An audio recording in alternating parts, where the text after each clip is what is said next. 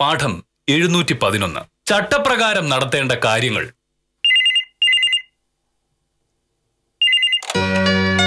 Hello, അതെ, K മോഹനകൃഷ്ണനാണ്. Avarachan ചേട്ടനോട് ഞാൻ ഇന്നലെ കാര്യങ്ങളൊക്കെ പറഞ്ഞല്ലേ.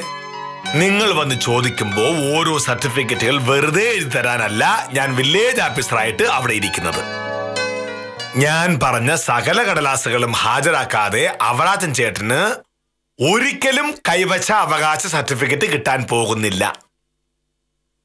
മേലിൽ ഈ കാര്യം പറഞ്ഞ് എന്നെ വിളിക്കുകയോ വില്ലേജ് ഓഫീസിലേക്ക് വിളിക്കുകയോ ചെയ്യരുത്.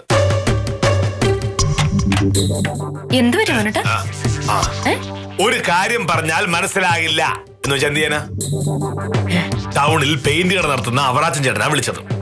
ഒരു കൈവശ അവകാശ സർട്ടിഫിക്കറ്റിൽ അപേക്ഷ തന്നു. പക്ഷേ അപേക്ഷയുടെ കൂട്ടത്തിൽ മുന്നാധാരത്തിന്റെ പകർപ്പില്ല. പിന്നെ എങ്ങനെ സർട്ടിഫിക്കറ്റ് കൊടുക്കാൻ പറ്റും? നടക്കില്ല എന്ന് ഞാൻ പറഞ്ഞു.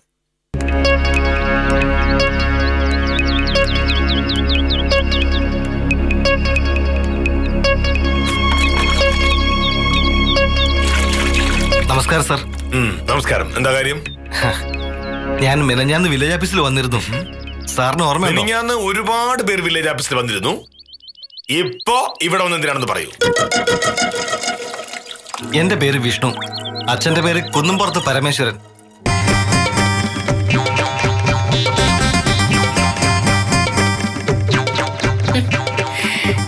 ഞാൻ കുറച്ചു മുന്നേ പറഞ്ഞത് എത്ര ശരിയായി എന്ന് നോക്കി. ഒരു പരമേശ്വരൻ ചേട്ടൻ മരിച്ചു. അയാളുടെ മോൻ ഒരു പിന്തുടർച്ചാ സർട്ടിഫിക്കറ്റിന് വരുമ്പോ 100 കൂട്ടം തടസ്സങ്ങൾ. അങ്ങനെ മെനക്കെടാനാണ് സർക്കാർ ശിശുപാലിന് മാസാമാസം ശമ്പളം എണ്ണി തരുന്നത്. അല്ലാതെ ആരെങ്കിലും ഒരു സർട്ടിഫിക്കറ്റിന് അപേക്ഷ തന്ന പാടെ അതെടുത്തു വെച്ചിട്ട് സർട്ടിഫിക്കറ്റ് കൊടുക്കാനല്ല. അല്ല സാർ, ആധാരത്തിലും കരമടച്ച റെസിറ്റിലും കാര്യങ്ങളൊക്കെ ശരിയാണെങ്കിൽ നമ്മൾ പോയി നോക്കുന്നത് എന്തിനാ? പോയി നോക്കണമെന്നാണല്ലോ സർക്കാർ ചട്ടം. അപ്പോ പോയി നോക്കുക തന്നെ വേണം. സാറേ, ആ വരുന്ന പയ്യനോട് ചോദിക്കാം. അതെ, ഈ കുന്നുംപുറത്തെ പരമേശ്വരൻ ചേട്ടന്റെ വീട് ഇവിടെ അടുത്താണോ? അതെ, ആ വളവ് തിരിഞ്ഞ് ഒരു 100 മീറ്റർ പോയാൽ മതി. അവിടെ ആരെ കാണാനാ? അവിടെ ആരെ കാണാനല്ല, അതിന് അടുത്ത വീട്ടിലുള്ള ഒരാളെ കാണാൻ. ഓ, അല്ല, ഈ പരമേശ്വരൻ ചേട്ടൻ ആളെങ്ങനെ അറിയാമോ? പരമേശ്വരൻ ചേട്ടൻ മരിച്ചു പോയിട്ട് 3-4 മാസമായി. അത് ശരിയാ. പക്ഷെ ജീവിച്ചിരുന്നപ്പോ പരമേശ്വരൻ ചേട്ടന്റെ സ്വഭാവം എങ്ങനെയായിരുന്നു എന്നാ ഞാൻ ഉദ്ദേശിച്ചത്. നല്ല മനുഷ്യനായിരുന്നു സാറേ. എല്ലാവർക്കും വേണ്ടപ്പെട്ടവനായിരുന്നു. കഷ്ടകാലം എന്നല്ലാതെ എന്ത് പറയാൻ, നേരത്തെ മരിച്ചുപോയി. പറ്റേ, മരിച്ചുപോയ എല്ലാ ആളുകളും നല്ല ആളുകൾ തന്നെ. സാറേ, ഒന്നും പേടിക്കാനില്ല. പരമേശ്വരൻ ചേട്ടൻ ഭയങ്കര മര്യാദക്കാരനാണ്. വേറെ മക്കളോ? അതെ, ഈ വിവാഹത്തിന് മുമ്പും വിവാഹത്തിന് ശേഷമോ ഭാര്യയല്ലാതെ മറ്റൊരു സ്ത്രീയുമായി പരമേശ്വരൻ ചേട്ടന് ബന്ധമുണ്ടായിരുന്നോ? ആ ബന്ധത്തിൽ മക്കൾ വല്ലതും ഉണ്ടോ എന്നാണ് ഞങ്ങൾക്ക് അറിയേണ്ടത്. മാന്യ മര്യാദയ്ക്ക് ജീവിച്ചിരുന്ന ഒരു മനുഷ്യനെ കുറിച്ച് തോന്നിയാസം പറയുന്നോ? ഇതിനാണോ വലിയ വില്ലേജ് ഓഫീസർ എന്നും പറഞ്ഞു നടക്കുന്നേ? ഇത് എന്റെ ഒരു ജോലിയുടെ ഭാഗമാണ്. എന്ത് ജോലി? കല്യാണം കഴിഞ്ഞ അന്ന് മുതൽ എന്നെ പൊന്നുപോലെ നോക്കി സ്നേഹിച്ച എന്റെ ഭർത്താവിനെ കുറിച്ച് അനാവശ്യം പറഞ്ഞുണ്ടല്ലോ. അടിച്ച് തന്റെ കരണം ഞാൻ പൊട്ടിക്കും. അല്ല, ഈ പരമേശ്വരൻ ചേട്ടൻ യഥാർത്ഥ ഭാര്യയാണോ? അതിലും സംശയമുണ്ടോ സാറിന്?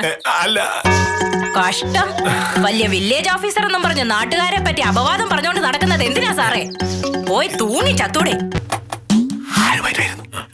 പരമേശ്വരന്റെ വീട്ടിൽ അവന്റെ അമ്മയും 2 പെമ്മക്കളും ഉണ്ടായിരുന്നു. പിന്നെ അവന്റെ ഒരു മൂത്ത ചേച്ചി.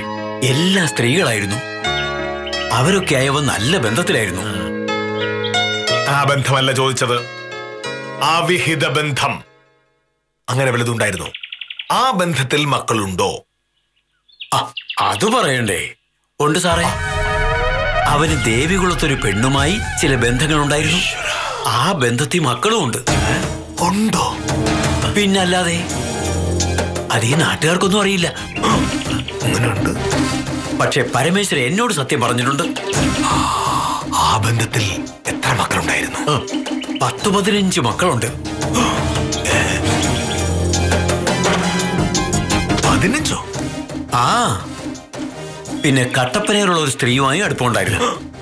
ആ ബന്ധത്തിലുള്ളത് 10-30 മക്കള്. ഈ പരമേശ്വരൻ എന്ന് ഞാൻ ഉദ്ദേശിച്ചത് ഒരു മനുഷ്യന്റെ കാര്യം. അതെ, അത് തന്നെയാ സാറേ ഞാനും പറഞ്ഞു വരുന്നത്. ഈ പരമേശ്വരൻ സാറേ, അയാളുമായിട്ട് അധികം അടുക്കാനൊന്നും പോണ്ട. അയാൾക്ക് ഭ്രാന്താണ്. ഒരുപാട് ലോഹ്യത്തിന് പോയ വെട്ടുകത്തി എടുക്കും അയാള്. അതാണ് സ്വഭാവം. അയ്യോ, ചികിത്സിച്ചോണ്ടിരിക്കുക ആളെ. ശിശുവല്ല, പോകാം.